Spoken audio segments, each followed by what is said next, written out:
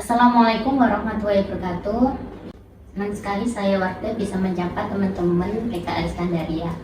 Di podcast kali ini saya bersama Mbak Tutus dari Ekonomi Syariah dan Mbak Vika dari Prodi PKSD. Oke, di sini kita akan membahas tentang kesamaan atau keadilan gender. Banyak sekali orang-orang awam yang masih tidak bisa membedakan kesetaraan dan keadilan. Maka dari itu, Mbak Vika dan Mbak Tutus akan menerangkan tentang kesamaan dan keadilan gender itu bagaimana. Mungkin bisa kita mulai dari awal atau sejarah kenapa kok ada kesetaraan atau kesamaan gender.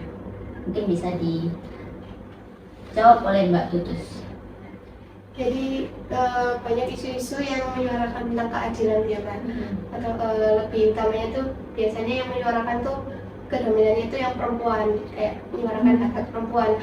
Nah itu latar belakangnya tuh karena dulu di abad pertengahan di Eropa itu sana itu banyak terjadi penindasan pada kaum wanita gitu. Apalagi di zaman jahiliyah juga, kita juga tahu bahwa wanita-wanita zaman dulu tuh kalau misalkan kalau bahasa zaman sekarang itu yang lebih dijadikan permaisuri lah istilahnya ya. Terus yang satunya kalau nggak betul dijadikan sebagai budak diperjualbelikan. Jadi wanita zaman dulu tuh kayak nggak ada harga dirinya, disamakan seperti barang atau komoditas yang bisa diperjualbelikan dengan seenaknya seperti itu. Maka terciptalah kesetaraan atau kesamaan gender ya. Itu. Maka dari itu banyak sekali orang-orang yang menyuarakan hak-hak wanita juga, feminisme dan sebagainya. Terus biasanya nih yang tepat itu kesamaan atau kesetaraan sih? Menurut Mbak Vika tuh yang benar tuh yang mana? Kesetaraan atau kesamaan? Kalau menurut saya kesamaan sih. Keadilan. Oh iya, keadilan. Keadilan atau kesetaraan ya. Sorry saya agak lupa. Karena kalau kesetaraan itu belum tentu sebuah keadilan seperti itu. Iya ya. Kalau misalnya kita setarakan itu kan juga nggak bisa. Laki-laki dan perempuan kan nggak bisa sama. Tidak adanya keadilan. Ngasih porsi yang sesuai dengan kebutuhan. Mungkin sedikit juga menambahi Mbak, karena kalau misalkan perempuan dan laki-laki kan punya sisi yang tidak bisa itu tadi tidak bisa disamakan, seperti pengalaman biologis. Kan kalau perempuan bisa haid, laki-laki nggak bisa. Mau disamakan sampai gimana pun nggak bisa. Jadi memang ada aspek-aspek tertentu yang tidak bisa diubah dari laki-laki maupun perempuan, di mana perempuan punya kelebihan dan kekurangan, begitupun yang laki-laki punya kelebihan dan kekurangan yang harus saling mengisi. Iya, makanya ada porsinya masing-masing, kita nggak bisa samakan. Ya, oke. Dari keadilan gender nih, kan kalian kan kemarin mengikuti kegiatan Diksuswati yang diselenggarakan oleh PCIMM Lamongan.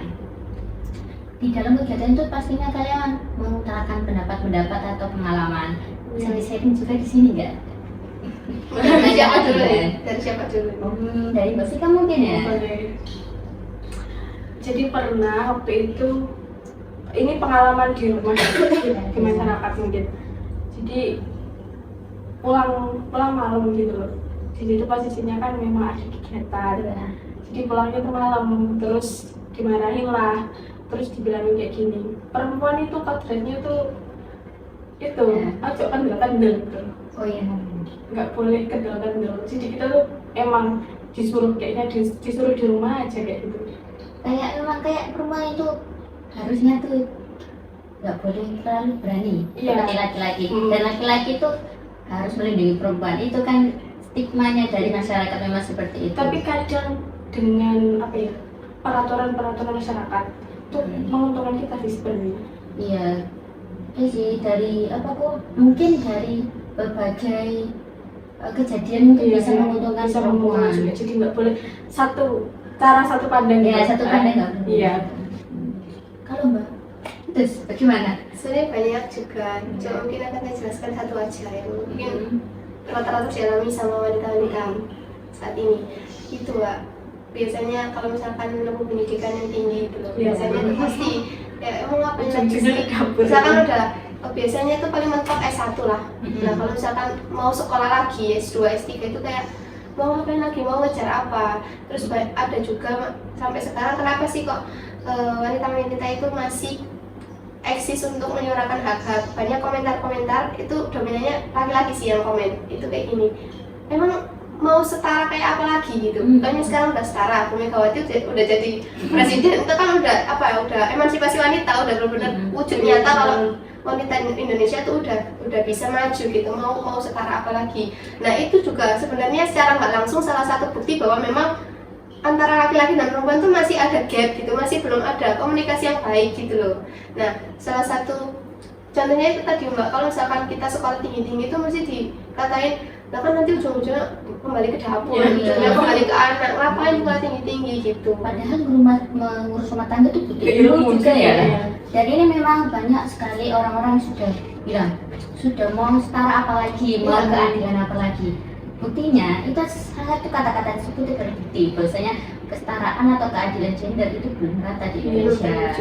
Ya, bahkan ini memang 3 bulan kemarin juga dirapatkan di kantor PBB. Saya kemarin tuh baca berita memang dirapatkan bahwasanya kesetaraan atau keadilan gender itu memang belum merata di Indonesia maupun di dunia. Bahkan sekarang yang menjabat sebagai pemerintahan atau menjabat sebagai kepala itu kebanyakan laki-laki. Itu sudah membuktikan bahwasanya kesetaraan atau keadilan gender itu belum merata sepenuhnya. Memang ya gimana ya? Memang sekarang itu kan di sini teknologi canggih dan peradaban yang sangat luar biasa. Bahkan sekarang ada kemajuan yang sangat luar biasa. Tapi masih saja tidak ada keadilan yang seutuhnya merata ke setiap masyarakat. Apalagi sebagai seorang wanita sudah cukup SMA, sudah cukup S1 mau lanjut, kok mulu ya kayak gitu. S2 mau lanjut, gak mau nikah dan sebagainya. Pertanyaan-pertanyaan yang sangat menyudutkan itu yang membuat seorang wanita juga takut melangkah. Seperti itu juga ya. Biasanya ada lagi Mbak yang kalimat-kalimat seksis yang menunjukkan bahwa jangan sekolah tinggi-tinggi nanti pada minder, nggak ada yang mau jadi suami kayak gitu kan, aneh gitu kan. Harusnya kan malah senang punya istri yang menurut saya sebagai seorang wanita, kalau wanitanya berpendidikan otomatis yang cari bukan yang saja. Iya betul. Kalau misal itu biasanya kata-kata seorang laki-laki yang takut, nggak ada kualitas gitu. Nggak ada kualitas. Itu takut, biasanya ceweknya lebih pintar, takut. Dia laki-laki yang beneran, menurut saya pribadi, laki-laki yang beneran dan mementingkan masa depan keluarganya, dia akan mencari wanita yang pintar. Dan laki-laki yang takut atau minder ataupun tidak puas dengan hasilnya, dia akan mencari wanita yang siap untuk taruh di rumah sebagai pembantu dia. Nah seperti itu. Jadi kalau misalnya ada omongan sekolah dukur-dukur dan sebagainya, itu bukan, itu saya pastikan ya, kebanyakan orang yang bicara seperti itu dia tidak mampu untuk melakukannya di sendiri. Jadi bagi teman-teman jangan minder dan jangan udahlah sekolah aja ya. Kalau kamu mampu sekolah aja. Menurut Mbak Vika dan Mbak Tutus, ada hal yang mau disampaikan lagi nggak mengenai keadilan gender ini? Dari saya dulu ya. Kalau dari saya pribadi sih, saya lebih menekankan begini Mbak, nggak usah ada negatif thinking antara dua subjek, antara laki-laki dan perempuan. Kita di sini menyuarakan hak perempuan ya, itu bukan untuk menyaingi laki-laki, bukan untuk siapa yang lebih utama, siapa yang lebih rendah, bukan. Sebenarnya isu-isu keadilan gender ini yang berperan itu ya dua subjek tersebut, laki-laki dan juga perempuan, saling melengkapi. Nah, mungkin harapan saya seperti itu kedepannya, dari pihak laki-laki maupun perempuan itu kan dua subjek yang diamanai Allah sebagai khalifah di muka bumi untuk memakmurkan bumi. Jadi jangan ada saling menyalahi, jangan ada saling mengungguli, karena itu tadi kembali bahwa setiap subjek itu punya pengalaman biologis yang berbeda, punya tugas juga masing-masing, tapi tidak boleh saling mengungguli gitu. Sehingga laki-laki bukan jadi subjek saja, perempuan juga bisa menjadi subjek. Iya, betul. Kalau Mbak bagaimana? Mungkin yang sudah memahami tentang kesetaraan gender bisa sharing-sharing lah, bisa difahamkan yang mungkin belum paham, karena juga ternyata masih belum banyak masyarakat yang belum memahami tentang keadilan gender ini. Ya, Gitu sih. banyak yang salah paham tentang Iya, salah kesetaraan paham, dan betul. keadilan. Bahkan tadi saya sering kali menyebutkan kesetaraan itu karena sudah terbiasa, sudah tertanam di masyarakat kalau sudah. kesetaraan ini. Kesetaraan padahal bukan kesetaraan, tapi keadilan. Ingat-ingat ya teman-teman, keadilan. Oke, untuk yang terakhir mungkin sebagai pembicara pada kali ini, Mbak Fikar maupun Mbak Tutus bisa menyampaikan harapannya. Ini tadi Mbak Vika dulu. Mbak Fikar harapannya gimana? Harapannya apa ya? Harapannya Ya mungkin para wanita-wanita di sana nggak usah mendengarkan Iya. hal-hal yang bisa membuat mereka tidak bisa berkembang gitu. Iya. Karena kita juga berhak untuk sukses, kita berhak untuk berdikari.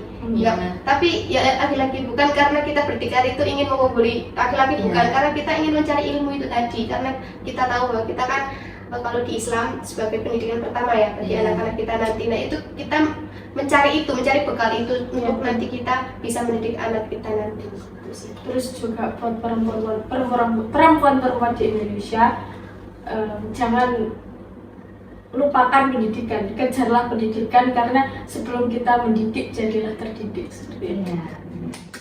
Betul banget. Ya Allah. Jadi intinya teman-teman intinya tuh kita bisa menutup telinga dan menutup mata kepada hal yang bisa membuat kita mundur ataupun hal-hal yang toksik. Dan seperti perkataan-perkataan tadi yang di masyarakat, nggak usah sekolah, nggak usah gini, nggak usah gitu dan sebagainya, perempuan harus ini, perempuan harus itu. Kita bisa menutup mata dan telinga kita kalau memang itu bisa membuat diri kita menjadi mundur, tidak berkembang. Tapi kita bisa membuka mata maupun membuka telinga bagi hal-hal yang bisa membuat kita bermanfaat. Itu saja. Mungkin itu saja yang bisa kami sampaikan. Kurang lebihnya mohon maaf. Wassalamualaikum warahmatullahi wabarakatuh.